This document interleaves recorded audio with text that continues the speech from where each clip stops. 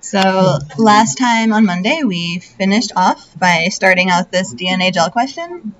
And we talked a little bit about what DNA gels look like. They are often pictured like this with a dark background and brighter bands because they're visualized using UV light, so the bands are glowing. And we also talked about the properties by which gel electrophoresis separates DNA. So your options for most gels, they can separate by size, charge, and shape. We talked about for DNA gels, primarily they're separating based on size because all DNA has the same charge. It's all negatively charged. And for the most DNA that you're running on a gel is the same shape. It's linear. Not always, but most of the time. So for most of the time, primarily, you can consider DNA gel electrophoresis as separating by size. So that's where we ended off. So, yeah. Yeah. Yeah. Exactly. No. Yeah. I mean, if you had like a plasmid, right? If you had a linear plasmid, it might appear like pretty close to, say, the top of the gel. And then if you had a supercoiled plasmid, it might run just like right underneath it. It wouldn't travel like super far because it's still a big molecule, right? It's just it might appear as two separate bands if you have some that are supercoiled and some that are cut and linear. Yeah. All right. So the next question is, what are we using to visualize the DNA on this gel? Yeah. Exactly. Yeah, we use ethidium bromide. So ethidium bromide isn't the only thing we can use to visualize DNA, but it's convenient. It's pretty easy to use. It's pretty easy to see. You just need UV light and ethidium bromide, and that's what you got to do. Yeah, there are some newer molecules that people sometimes use now. Don't worry about knowing what they are, but just know that ethidium bromide is common, but it's not the only thing. And, okay, so if we look at this gel, how many DNA samples were run on it?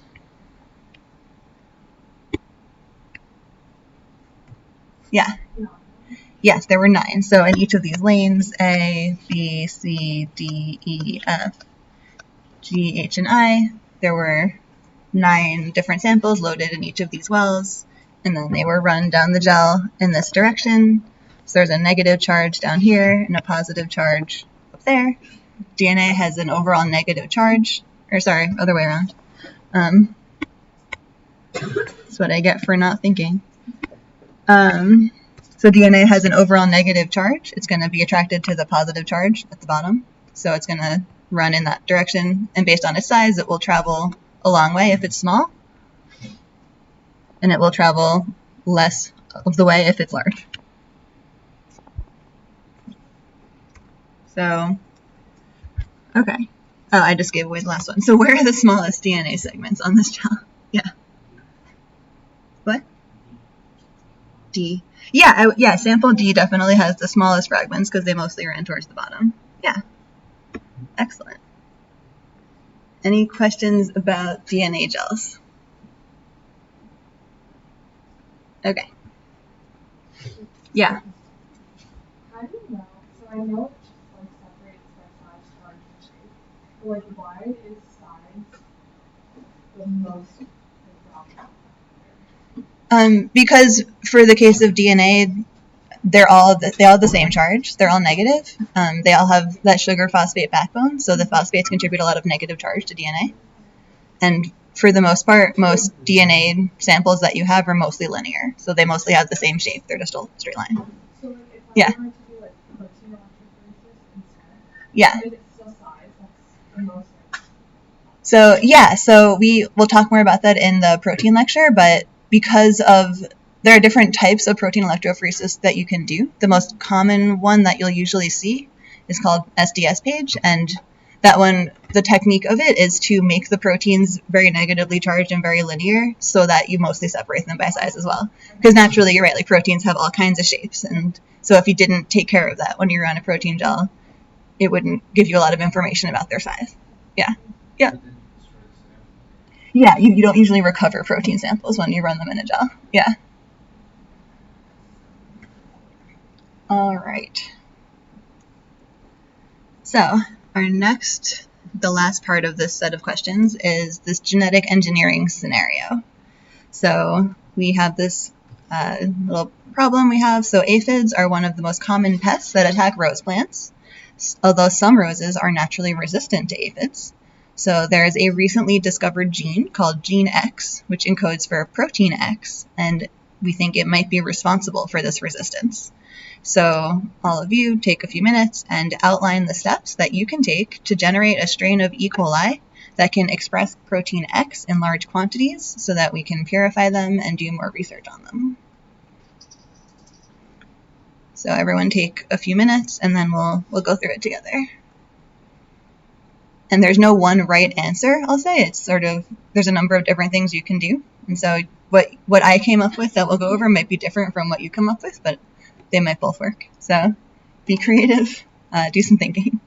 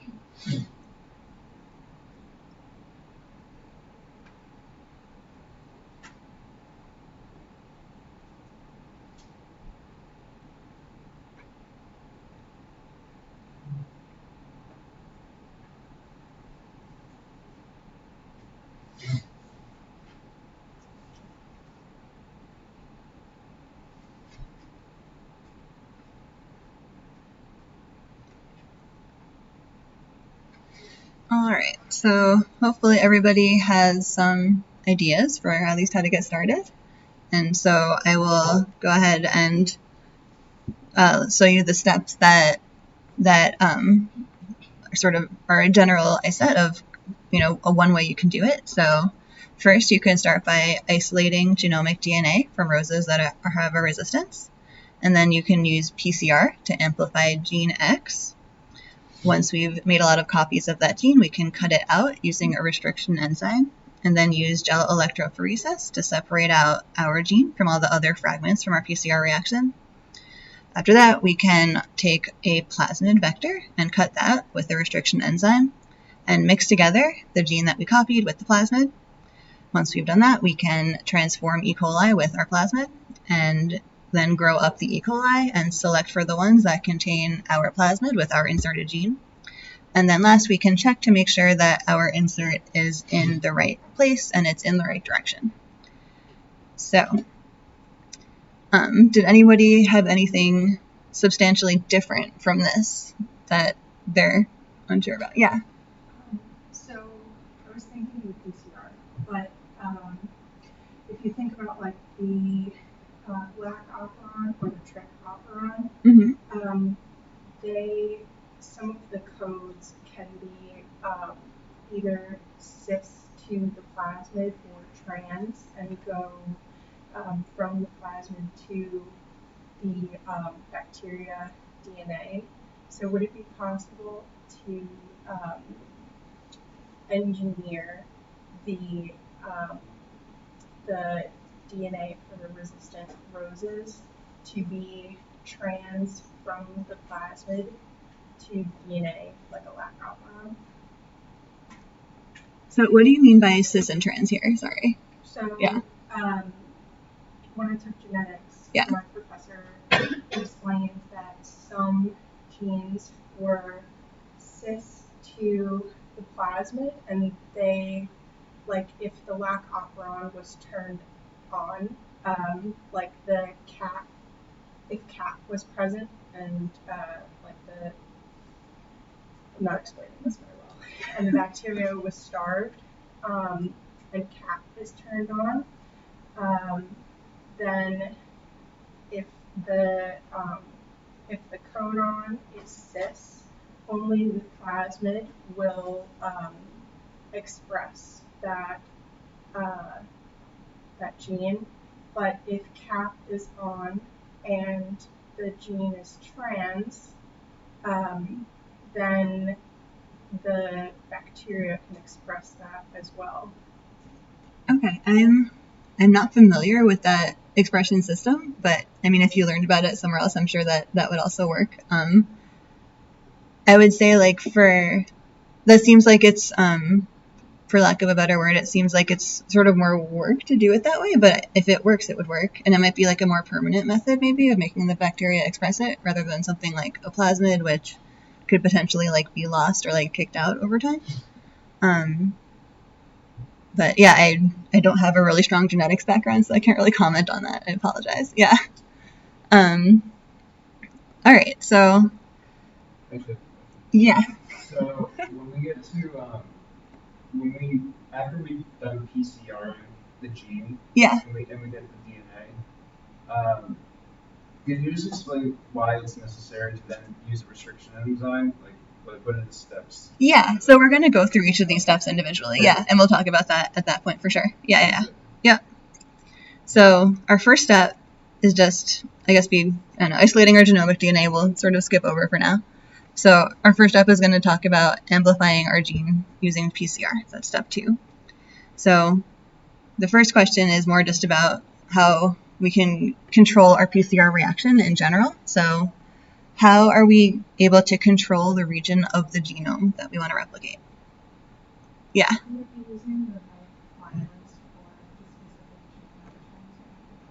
Yeah, exactly. So we can use primers that are complementary to the ends of our gene. So if we choose primers that are specific to the two ends of the gene and that don't match up with anywhere else along the genome, then we'll only copy that particular gene that we want. Does that make sense to everyone? Any questions about primers? Okay, yeah. Sure. Yeah, you can do PCR on anything you want. Yeah. I guess within reason, but yeah.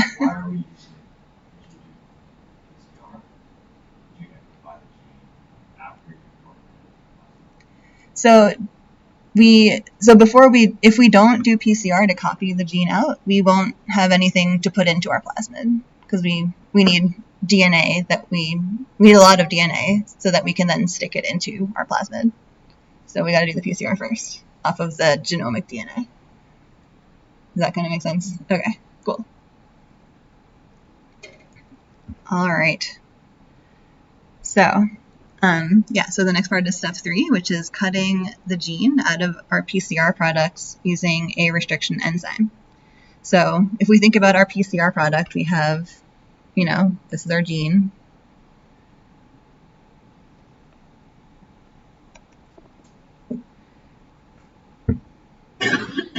And so if we want to be able to take this gene and stick it in a plasmid, we have to do something to the piece of DNA so that it wants to insert itself into somewhere. So if we're cutting with the restriction enzyme, what kind of ends would we want to make our gene want to attach itself to something? I'm trying very hard not to use the word. Yeah. Yes, you want sticky ends, exactly. So you want to use sticky ends, and you can basically then cut your gene so first of all, if your PCR reaction ran like off the edge of the gene, you can cut off any extra if you made extra for whatever reason. And also that way you'll have little single-stranded pieces on either end that really strongly want a hydrogen bond with something. And so that makes it much easier to stick them into your plasmid. So wait, yeah. So one, you said you want 2 separate restriction enzyme areas, for lack of a better term? Yeah, I mean you want one, at the beginning and one at the end. So that would be 2 different restriction enzymes that you would use?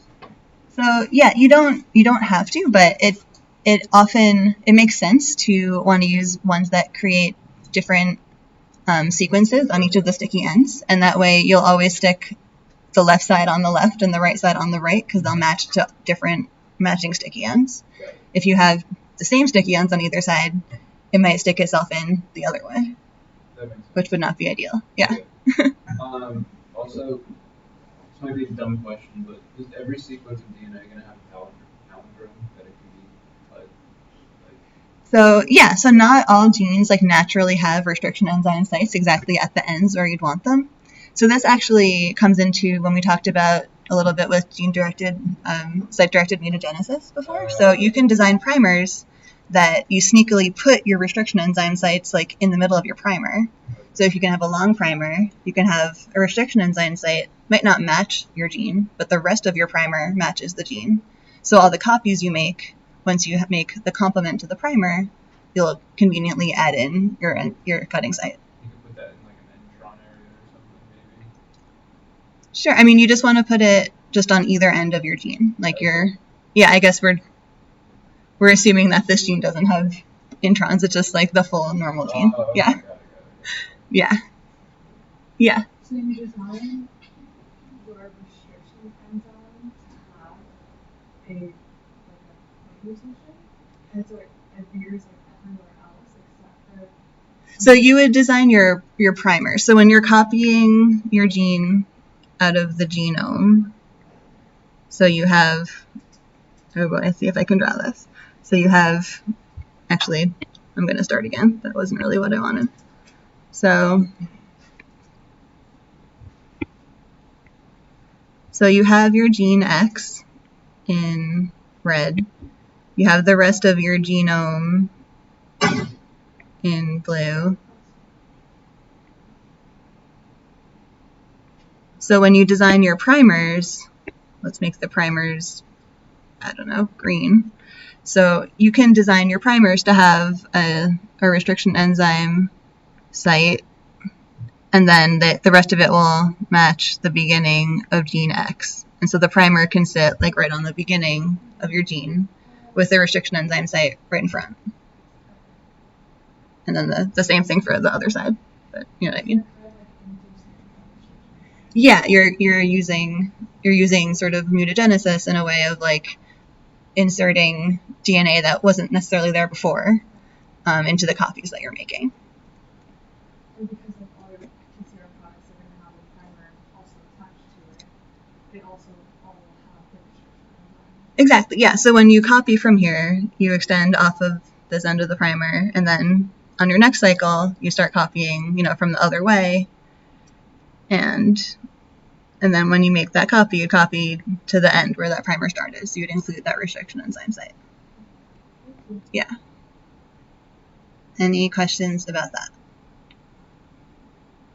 So what would happen if we used a restriction enzyme that created blunt ends?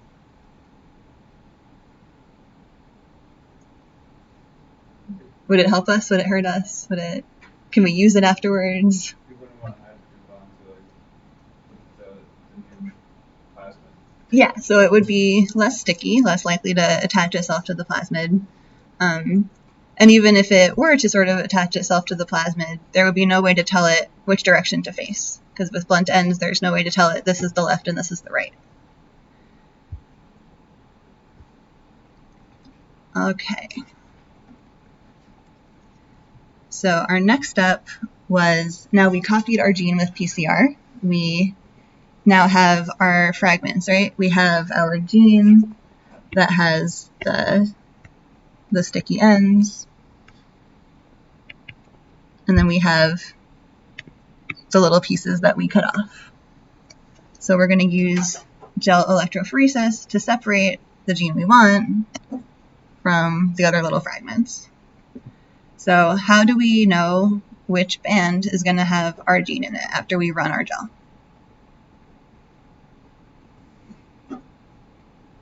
Yeah. Using a router that has similar DNA fragments to your gene. Yeah, exactly. So you can, when you run your gel, let's draw a picture. So you can have one lane that might have your marker in it, and that'll tell you these are various known sizes. And then you'll run your PCR product next to that. You'll get a few different bands, right? You'll get one band maybe here, and then maybe two bands maybe down here. So out of those three bands, which one is your gene? What is our gel separating by? What property? Size. So we have our gene. We have the two pieces we cut off from the end. Based on size, which one is which? Exactly, yeah. So this is our gene X because it's the largest.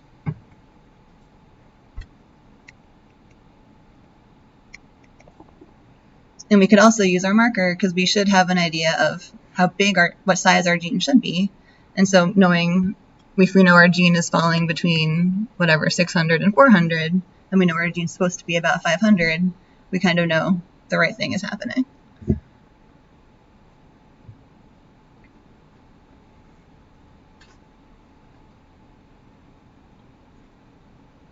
Any questions about that? Okay. So now we cut out our gene, we separated it from our fragments.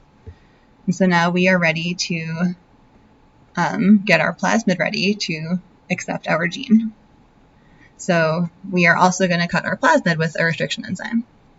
So the first question about this blue plasmid is, where in the plasmid do we want to use the recognition site for the restriction enzyme? There's a name for the region of the plasmid where we want to stick our gene.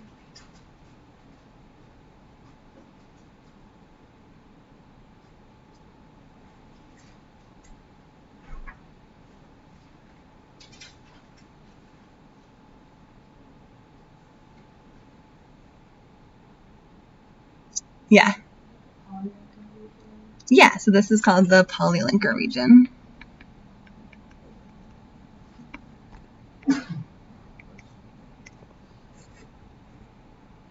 And do you know, like, there's an area of the plasmid that the polylinker is contained within. So what region, do you know what region that is?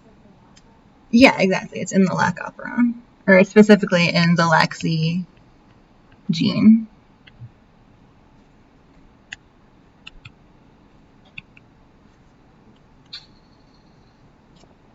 So just to remind everyone what this looks like, if we go back to our plasmid slide, so this polylinker region is over here in the dark purple. The polylinker region has a whole bunch of different restriction enzyme recognition sites within it. And so ideally there is one or two sites in there that match up with the sites you put into your gene of interest. Or when you're designing how you want to cut up your gene of interest, you match them up to two of the sites in the polylinker region. And the polylinker region is located within this LAC-Z gene that's part of the lac operon. And we'll talk a little bit more later about the significance of that. So, so what must be true of the restriction enzyme that we use when we're cutting our plasmid, given that we already cut up our gene of interest? Yeah. The gene sequence that we created? Yeah, exactly. Yeah. So the sticky ends must match the sticky ends on our gene.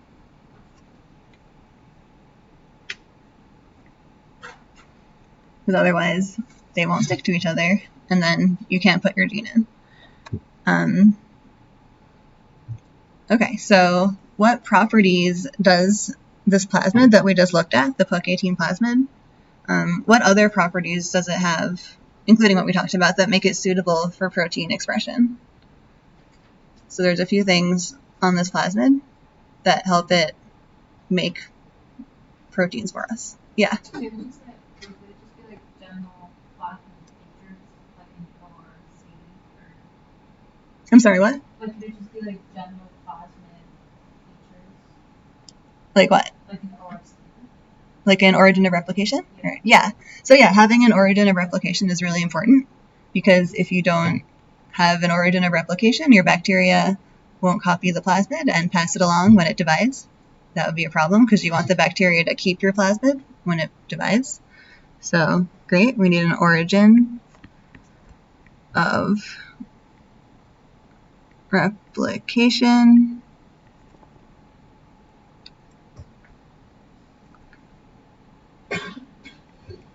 What else do we need in our plasmid to help it make our protein for us?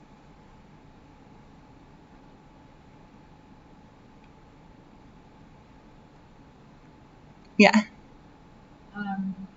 Restriction enzyme recognition. Yeah, so we need that polylinker site with the restriction enzyme sites. That's very important. Otherwise, there's nowhere to stick our gene.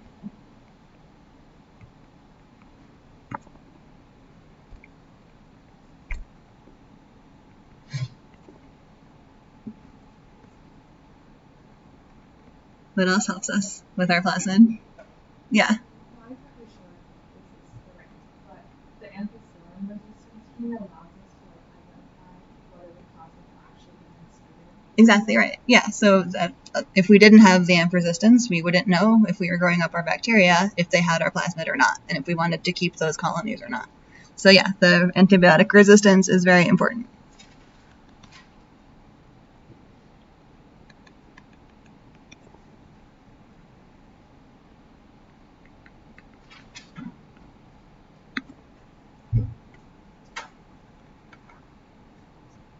And what else do we need?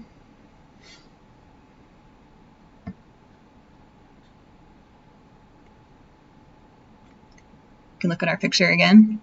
what is on here that we haven't already mentioned. So I guess this sort of goes to the area. We have our origin of replication. We have our restriction enzyme sites. That's in the polylinker region. We have our AMP resistance. And then the last really important thing we need is the lac operon. The lac operon has two functions for protein expression. So one thing it does is it helps us select for bacteria that have a plasmid with our gene inserted. When we talk about the X-gal test, when you have blue colonies and white colonies, and we'll go into that in a couple slides. And the other thing the lac operon does is it makes our gene inducible. So the lac operon is usually turned off. So any genes that are part of the lac operon are not usually being expressed as proteins until you come along and tell it to turn on, and then it will start making those genes. So that's important for protein expression because you generally, when you're trying to grow up bacteria to express proteins for you, first you allow the bacteria to grow and replicate and spend their energy on growing. And then once you've made a lot of them, then you direct them to use that energy to overexpress your protein. And so you don't want them to be busy making your protein when you want them to be growing or dividing. And you don't want them to, you just want them to wait until you're ready, basically, to get the most yield out of it, basically.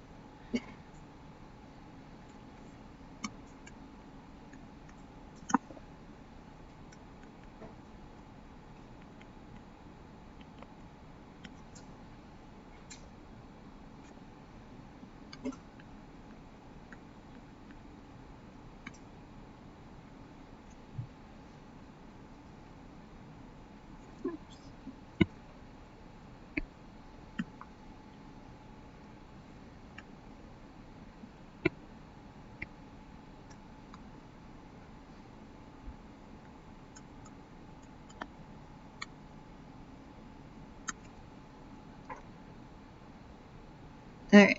Any questions about that? Yeah. I think it's fun understanding why, what the lac operon has to do with being resistant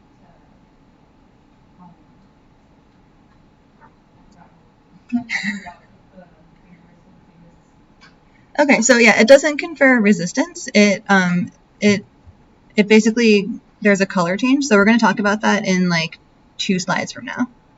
So, and that's more about knowing whether your E. coli have your plasmid with an insert in it. So I'll bring up that slide to remind everyone, and we'll discuss that. But before we get to that point, we first have to stick our gene into our plasmid in our scheme, right? So right now we just cut our plasmid. Yeah. So this is not like a general question? Yeah. Like, because this is confused, like, where the lac operon has to be the protein that.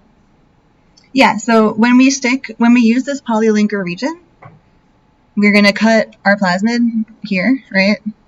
We're going to make some sticky ends that match our gene, and then we're going to mix together our gene and the plasmid in a tube. So the sticky ends of our gene are going to stick to the sticky ends in here. So our gene is going to insert itself over there. Does that kind of make sense? Oh, okay. Just like that's the area.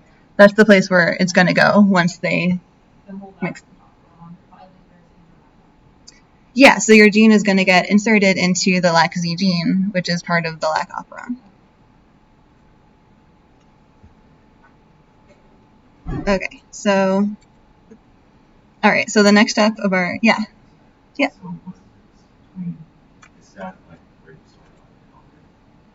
Yeah, exactly. So after, sure, so all the plasmids you have, even the empty plasmids that don't contain your gene, they all have the AMP resistance gene. So if your bacteria can grow in media containing ampicillin, that means it has this plasmid in it, but it doesn't necessarily mean you successfully put your gene into the plasmid.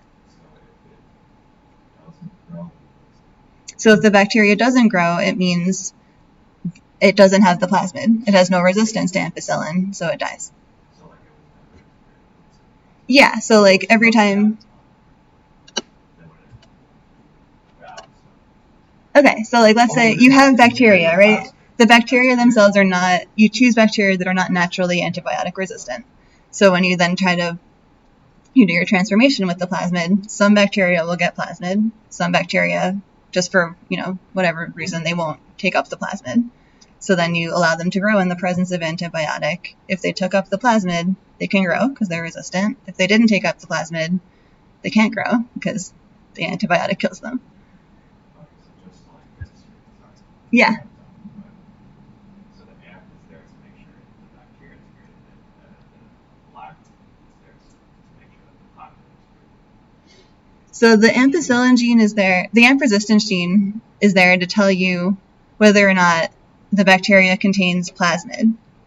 It can be just this plasmid. It just has a polylinker region. It doesn't have an extra gene inserted, right? Because all the Puck18 plasmids have this AMP resistance gene. It doesn't matter if there's a lac operon there or not. So when you do this reaction, when you're mixing together your gene and your plasmid, hopefully most of the time, you would hope that every plasmid will take up a copy of your gene. But it might not be, right? Some plasmids might not take up your gene. They might just reclose back on themselves. Or they might, for whatever, they won't take your gene into them. But you'll still have that plasmid, right? And if you put that plasmid that doesn't have your gene in it into your bacteria, it will be resistant to ampicillin because it has that resistance gene. But it doesn't tell you whether or not the plasmid has our gene X, in it. So the way we tell if our gene X is in the plasmid is using this blue-white test, using the lac operon, using the lac Z gene that we'll talk about in like 2 steps from now, after we mix together our gene and our plasmid and we put it in our bacteria. So, yeah, all right, so now we're at this point where we have our gene that we cut, and we made sticky ends. We have our plasmid, we cut it, we made sticky ends. We put them in the same tube, and so how do the gene and the plasmid get joined together? Yeah.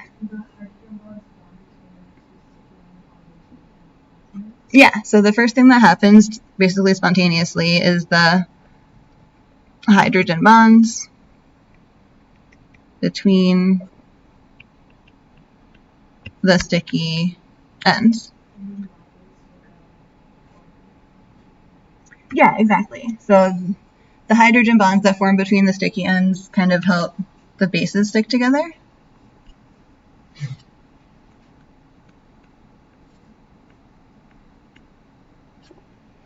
And then you need a DNA ligase. And this is an enzyme that helps stick together the sugar phosphate backbone. So it'll attach the last phosphate onto the next deoxyribose and create one continuous strand of DNA.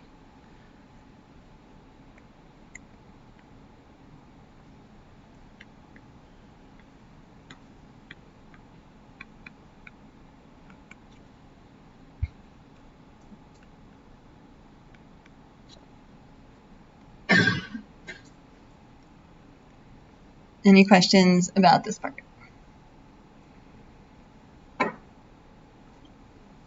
Okay, so now at this point in our reaction, we hopefully have a plasmid. It has our AMP resistance. It has our lac operon. It has our gene X, and then it has the rest of the lac Z gene. Sorry, not my best drawing. But your gene has now interrupted. It's in the middle of the lac Z gene, right? It's where the polylinker region was. So that's what we hope we had, but there's also some chance that we have some plasmids that just got glued back together with DNA ligase, and they didn't take up our gene. So those might just have a complete lac Z gene and this AMP resistance gene. So we want these. We don't want these. because we want the plasmids that have our gene in them. We don't want any of the other plasmids.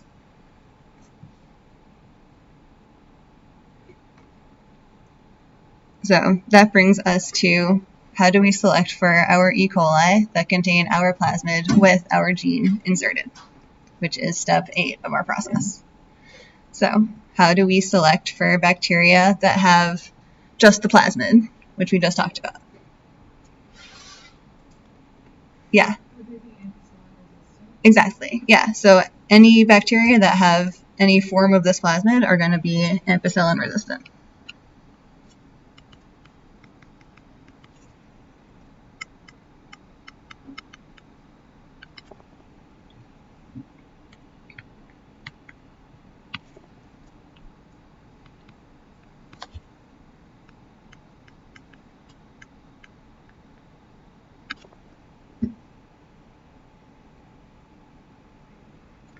And so, in addition to that, how do we know which bacteria have our gene inserted in the plasmid?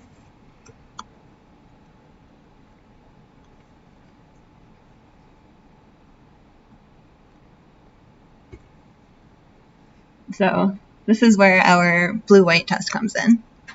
So we talked about how our gene was inserted in the LAC-Z gene, right? So without our gene, the LAC-Z gene can do its normal function. When we have our gene in it, the LAC-Z gene is broken, right? It doesn't make a complete protein. It doesn't work. So keeping that in mind, we can now think about what does the LAC-Z gene encode? It encodes an enzyme that's called beta-galactosidase, or beta-gal. So beta-gal's normal job is to help the bacteria break apart lactose, right? Lactose is a disaccharide. This is glucose and galactose. That's its normal job. So the lac operon's normal job, when there's lactose in the environment, the bacteria can then break down the lactose. When there's no lactose in the environment, there's no reason to make this enzyme. The lac operon is turned off.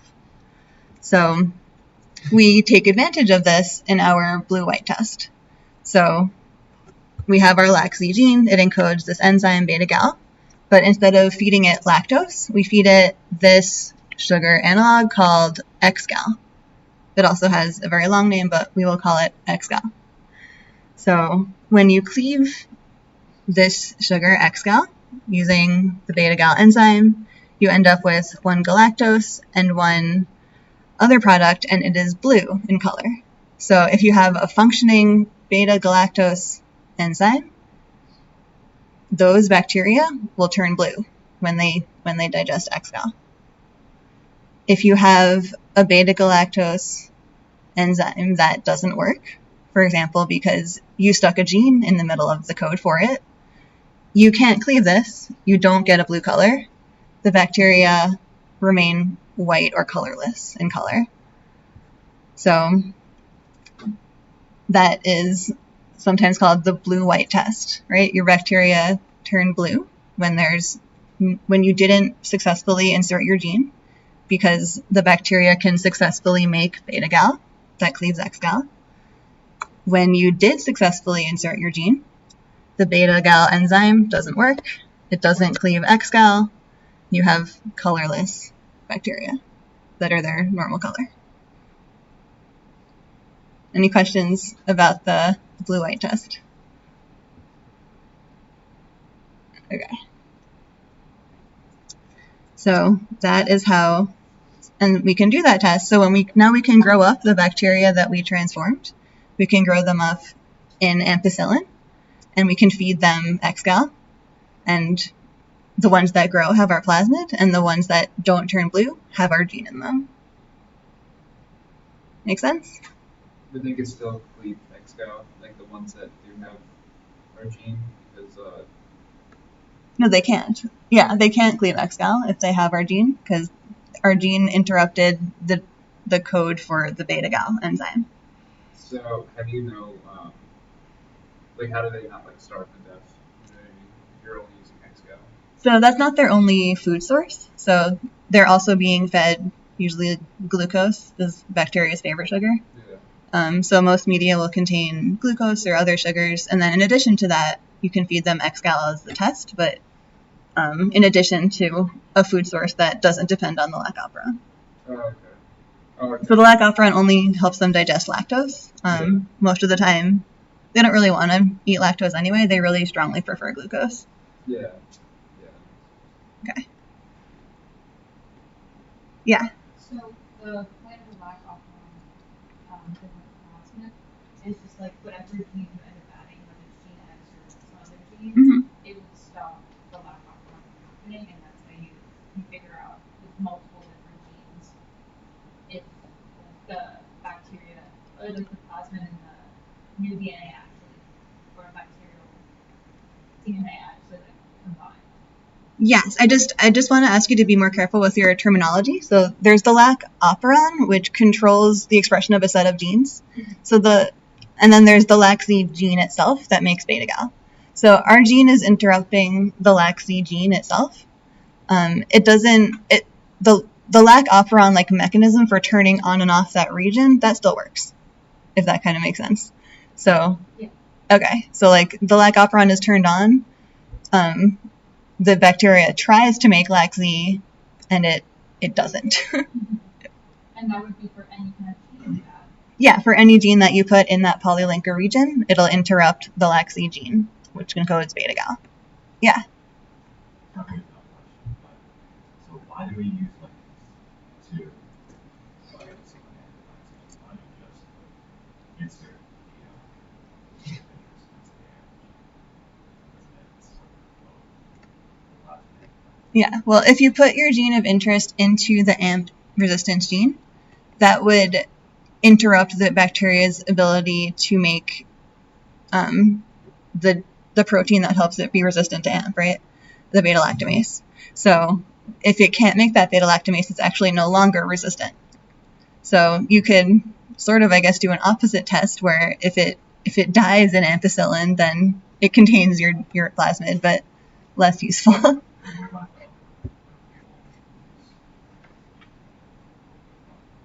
So yeah, there's not necessarily a problem with that. You don't need necessarily the AMP resistance because you could just do the blue-white test without antibiotic. It's essentially just an extra step that helps. And also, a lot of times just in the lab, if you have like an empty plasmid without any gene inserted, it can be convenient to use bacteria to help you make more copies of it. And so then you can just grow a bacteria with the empty plasmid in ampicillin, and then you'll know you're selecting for bacteria that are making the plasmid for you and copying it for you. But that's in terms of actually being absolutely required for knowing if your gene is there. You're right; it doesn't need to be there, but it's like a helpful extra step, like in a practical way. So you can buy some plasmid from a company, or like you might have a tube of plasmid in your lab, but let's say you're running low and you say I want more plasmid. You could buy some more, or you could ask the bacteria to make you some more, right? So, and to do that, you don't need to put a gene in. You can just take advantage of the fact that the empty plasmid is resistant to ampicillin, grow it in the presence of ampicillin, and then all your bacteria will be little plasmid copying machines.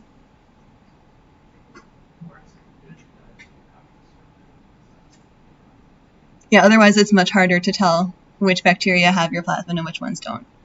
Or you get a much lower yield, let's say, at the end of your growth. So in the case I'm talking about, there isn't any gene inserted, so you wouldn't have, they would all be blue, right? So like, yeah. Yeah. Does that kind of answer your question? You still look confused. Okay. All right. Any other questions? Yeah.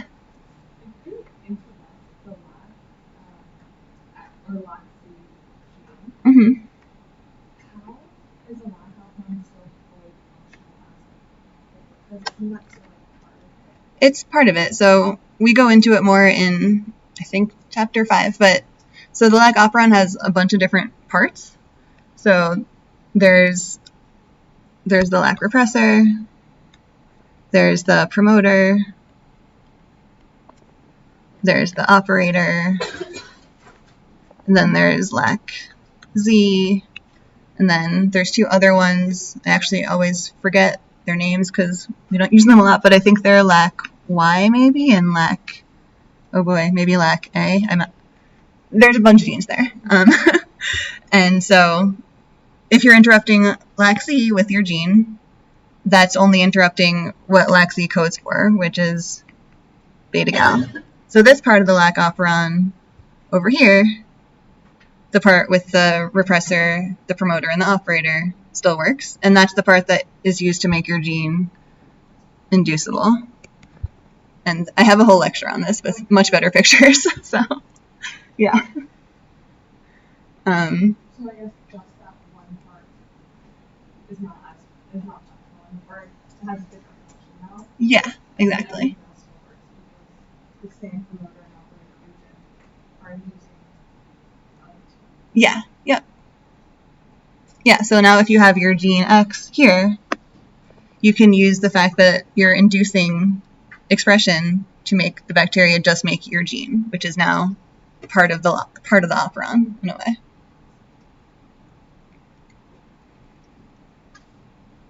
All right. Any other questions about that? So that brings us to the last part of the question, which is how do we make sure that our insert has the correct position and orientation?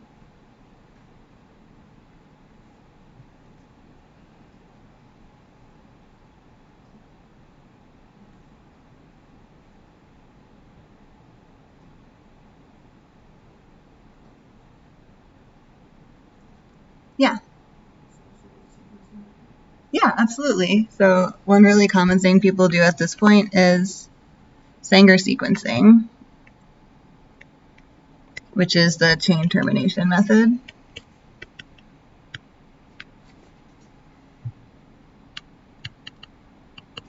So since one gene is short enough that Sanger sequencing is a really good and efficient and inexpensive method to check exactly what sequence of nucleotides you have in your plasmid in that location.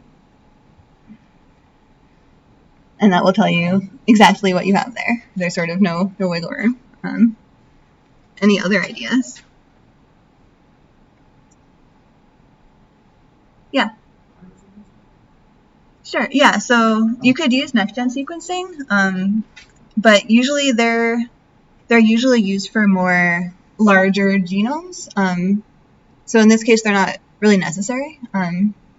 You could, I guess, it wouldn't be like incorrect to, but it's sort of very expensive for this purpose, like in a practical way. Any other ideas that don't involve sequencing? Yeah. Can you just like check if it actually is resistant to what the gene is part of the environment? So you could, but I guess that would also kind of be a lot of work. So from to actually make a bunch of protein and purify it and go check what it does or stick it back in a rose.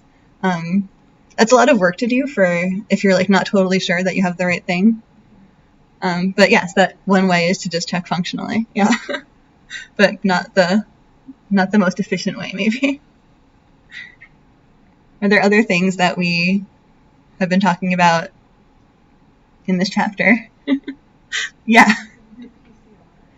Yeah, sure. So you could do PCR. You can design primers in such a way that you would either get, so like let's say here's your gene, and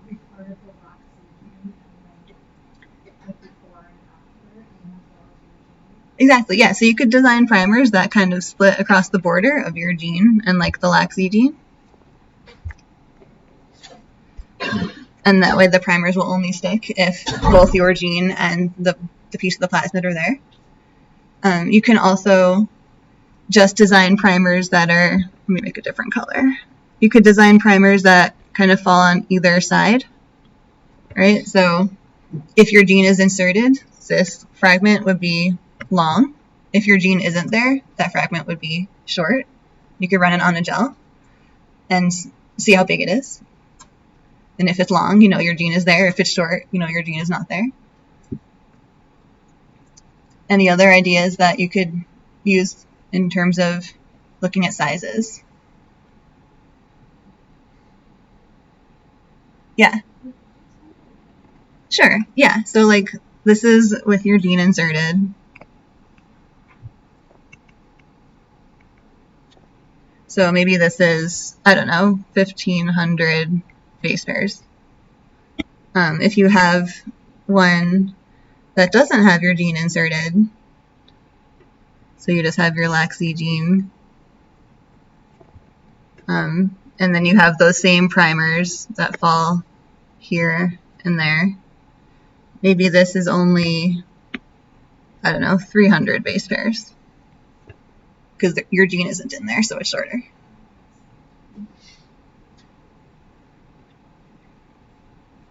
Yeah. What's the minimum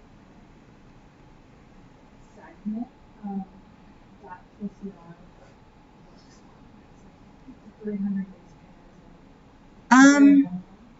I don't think there's a minimum necessarily. I guess there's a limit to what might be visible on your gel. But I think as long as you have enough copies of it, you can see it regardless of what size it is. The main things to consider in terms of your PCR reaction with length is the extension time. So we have our 3 steps, right? Denaturing, annealing, extension. So the extension is when you're actually copying out, whatever you're copying. So if you're copying out something that's very long, like a very long gene, you'd want that extension time to be longer. If you're copying something very short, that extension time can be shorter. If you want to copy something very long and you don't give it enough time to extend, that could cause problems. But other than that, I don't know of what the limit would be. I don't think there is one, but I've never checked, I guess. Yeah. Any other questions about that?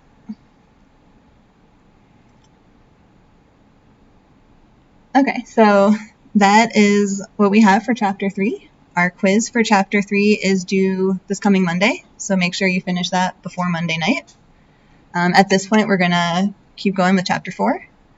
So let's do that. Do you want like a 5-minute break to stop thinking about DNA and start thinking about amino acids? Okay, 5 minutes. So 1:35, we'll start back again.